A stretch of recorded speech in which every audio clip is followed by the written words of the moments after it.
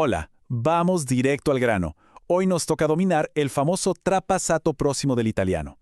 ¿Y saben qué es lo mejor de todo? Que vamos a hackear este tema usando algo que ya dominamos a la perfección, nuestra propia estructura del español. Así que prepárense para conectar los puntos entre estos dos idiomas. ¡Rapidísimo! Este es nuestro mapa de ruta. Vamos a definir el concepto del pasado, ver en qué somos prácticamente gemelos, enfrentarnos al gran dilema de haber o essere, enfocarnos a fondo en los verbos de movimiento y cerrar con unos trucos conversacionales buenísimos. Arrancamos con la base de todo, el pasado del pasado. Pero, a ver, ¿qué significa exactamente esto? Básicamente, el trapasato próximo entra en escena cuando necesitamos hablar de una acción que ya había terminado, es decir, que ya estaba totalmente liquidada mucho antes de que otro evento en el pasado siquiera empezara. Es como el telón de fondo de cualquier buena historia. Y la línea de tiempo nos lo deja súper claro. El trapasato próximo es el que está más atrás, allá a lo lejos en el pasado distante. Literalmente nos arma el escenario y da contexto para algo más reciente, que normalmente expresamos con el pasado próximo mucho antes de aterrizar en nuestro presente. Pasamos a la segunda parte, las similitudes de uso. Y les digo que esto es fascinante, porque aquí el italiano y el español son prácticamente almas gemelas. Fíjense en esto. En ambos idiomas, la lógica para expresar esa acción previa es idéntica. Si en español decimos «ya había cenado», en italiano el concepto cruza el puente de manera directa a «avevo già cenato». Es un alivio enorme tener esta similitud, ¿verdad? Nos da una ventaja increíble al aprender. Y claro, estos tiempos se combinan de maravilla con otros pasados para que nuestra historia tenga una claridad cronológica absoluta. Ahora, un detalle súper interesante que no podemos dejar pasar de las fuentes. Mientras el italiano hablado usa muchísimo el passato próximo para esa segunda acción, en variantes del español, como el rioplatense, preferimos irnos casi exclusivamente por el pretérito perfecto simple, ya saben, un llegué o comí. Bueno, ya cruzamos el puente de las cosas que se parecen, pero agárrense porque ahora entramos al dilema de avere o essere, y aquí es donde la gramática italiana nos da un giro de trama brutal. En español la vida es muy sencilla, le ponemos el verbo haber a absolutamente todo y listo. Pero en italiano tenemos que detenernos un segundo y hacernos la gran pregunta antes de abrir la boca. ¿Me toca usar avere o me toca usar essere? Para armar este tiempo no hay escapatoria. Es obligatorio conjugar uno de estos dos auxiliares en la forma imperfecta y recién ahí le sumamos nuestro participio pasado. Es el paso obligado de la receta. Veamos cómo funciona esto en la práctica. Si tomamos parlare, hablar, usamos avere y nos queda avevo parlato. Pero ojo con andare, que significa ir, este nos exige essere, y presten mucha atención aquí, debe concordar sí o sí en género y número, ero andato o ero andata. Entonces anoten esta regla de oro en sus cabezas.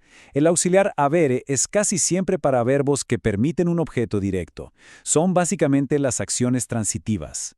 Este es el aprendizaje vital, la verdadera moraleja de esta historia. No podemos andar traduciendo nuestro haber por avere en piloto automático. El italiano reparte todo el trabajo entre estos dos verbos, y elegir el correcto no es una simple sugerencia, es la mismísima columna vertebral del idioma. Entramos a la cuarta parada, los verbos de movimiento, y aquí es donde vamos a diseccionar exactamente cuándo el italiano nos obliga a soltar el avere y a abrazar por completo el essere. A ver, la clave que tienen que memorizar sí o sí es esta. El auxiliar essere es casi siempre para verbos reflexivos, verbos de movimiento y verbos de cambio de estado. Básicamente, si nos movemos de un punto A a un punto B, o si sufrimos una transformación interna o externa, el italiano enciende la sirena y exige essere, algo totalmente distinto a nuestra lógica en español. Miren qué tremendo contraste tenemos aquí. Verbos de pura acción como andare, arrivare o partire exigen un ero gigante para funcionar en italiano. Mientras tanto, nosotros en español seguimos súper cómodos y relajados con nuestro fiel había. Y lo más curioso es que incluso si estamos regresando a casa con tornare, o escuchen esto, quedándonos totalmente quietos en la ciudad con rimanere, la regla de hierro italiana no perdona. Nos toca usar essere, siempre asegurándonos de adaptar el final de la palabra al género de quien hace la acción. Y finalmente llegamos a los usos de cortesía. Ya tenemos súper dominada la maquinaria interna, así que veamos cómo los italianos reales, los del día a día, le sacan el jugo a este tiempo en una conversación normal. Resulta que al trapasato prosimo le fascina salir acompañado de adverbios. Palabritas clave como mai, prima, ancora o sempre son sus mejores aliados.